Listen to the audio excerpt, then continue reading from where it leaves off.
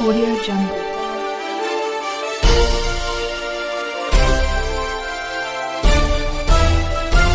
Audio Jungle.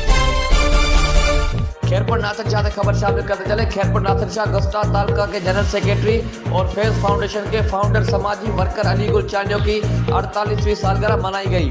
सालगिरह party का इनेकाद तहसील के नवाई गांव पिजाऊ में सुल्तानाबाद में की गई, जबकि 48वीं सालगिरह का केक भी काटा गया। सालगिरह पार्टी में दोस्तों और अजीजों ने बड़ी तादाद में शिरकत की। सालगिरह पार्टी में जमीला बेगम फाउंडेशन के चेयरमैन डॉक्टर मोहम्मद इदरीस आरई, chairman Faiz foundation Faiz Mohammad Chandio, Ali Bakhsh Chandio, TO secretary Khairpur Nathan Shah Manzoor Hussain Chandio, Shabbir Ahmed Chandio, Mumtaz Hasnani Chandio, doctor Halar Goyal, doctor Sajjad Chandio, Safi Raja Rajab Ali Faro, Mudassar Mubarak और दीगर मौजूद मेहमानों ने शिरकत की। सालगिरह में आए मौजूद मेहमानों ने अली गुल चांडियो को इनकी सालगिरह के मौके पर फूलों के हार पहनाए और ढेर सारे गिफ्ट दिए और नेक ख्वाहिशात का इज़हार किया।